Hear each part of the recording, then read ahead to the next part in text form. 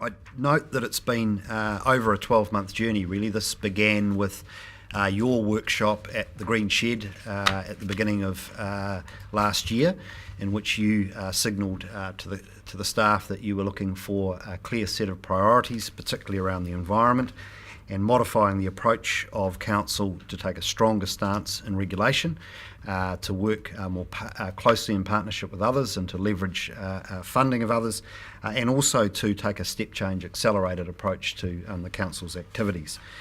We took your direction from that and formulated the 2017 to 2021 strategic plan, which you then adopted. And then the challenge that the organisation, and particularly the executive, had was to translate that high-level strategic plan into very specific budgets and activities for this LTP. We set about reviewing every project, every budget, every activity in the organisation, and we did that from the ground up. In doing so, we identified savings of $500,000, which we have reflected in the revised budget. We also identified pressures on the organisation, and we brought those through in terms of business cases to you for consideration for additional funding. We also looked at how we could build on our experiences, our expertise, the activities of the past to get greater impact, and they came through the business cases as well. We then undertook functional reviews of a range of areas where we needed to think about whether we had the right approach. And you'll recall functional reviews of compliance, of land management, and of comms, among several others. We reviewed our fees, our user charges, rating methodologies, and we looked at how we can get better returns from the balance sheet and from the assets of the organisations. We've looked at how we can leverage external funding, and the plan that is before you today seeks very much to leverage the funding available for other parties, particularly central government, and we're very well positioned to do that. We looked at our borrowing, and we looked at our capacity to borrow more, particularly to shift the burden of some of our more substantial activities over a longer period for intergenerational funding for activities that deliver intergenerational benefit. The overall message I want to leave you with today is that no stone has been left unturned over the last 9 months, if you like, in pursuit of supporting you in achieving the objectives that you have set for this organisation.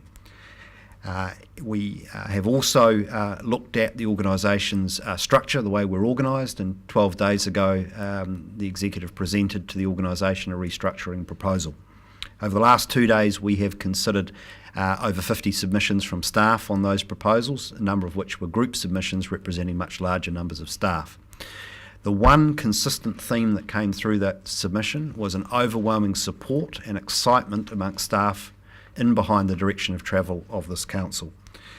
Our staff are out there at the front line every day, and they see the opportunities for us to make greater impact with greater resourcing, and they have told us that they see those opportunities as being very real, and this long-term plan presents them with the ability to deliver much more on your behalf.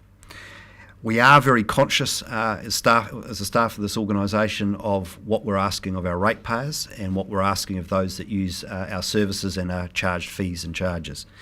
There is a step change here, and so we've been very cognisant of the need to rein in expenditure where we can, hence the savings that I referred to earlier, but also our need to reorganise ourselves and focus very, very carefully on ensuring that we get maximum impact from that additional funding.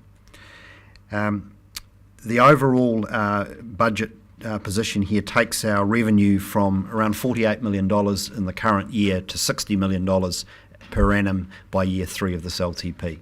So it's a $12 million increase in overall revenue for the council based on all of those different levers that we're proposing be pulled. The expenditure goes from $46 million to $53 million by year 3, which is a $7 million increase, and the difference between the $12 million increase in revenue and the $7 million in expenditure is payment of those additional borrowings, if you like. So we believe that we have delivered you an ambitious long-term plan proposal. We've thought long and hard about whether it's realistic, and we believe it is, and we have arranged the funding proposals and the staff organisational structure to support this ambitious program, and recognise the fact that there will be those in the community who doubt the necessity of this investment. We believe, based on our state of environment monitoring, based on the good results that we're seeing in things like the hotspots, based on the commentary from the likes of the Parliamentary Commissioner for the Environment, the OECD's Environmental Review of New Zealand, the briefings to the incoming government, etc. The priorities that we are responding to are widely recognised as urgent and serious for this country. And we also recognise that the rating survey last year gave us a very clear indication that the majority of our residents and ratepayers want to see us do much better, particularly in terms of land and water management. So it does align with all of the wider strategic drivers. And I'll just make one final comment about the urgency of this. There will be the argument mounted that we're moving too much too quickly. And on that, I would note that we are experiencing an increase in the frequency and intensity of weather events coming out of the tropics, which is driven heavily by sea temperatures. We know from climate change that we will see more of that as the oceans around New Zealand warm. The consequence for Hawke's Bay in particular is that we will have intense rainfall events more frequently and of greater intensity, and given the vulnerability of our landscapes to heavy rain that drives soil erosion, that's the number one driver of poor water quality and the number one driver of coastal impacts, that actually Hawke's Bay doesn't have any time to lose. The time it will take to reforest our erosion-prone landscapes at scale to make a significant difference to those issues is reasonably long, and we don't have a lot of time because change is upon us now.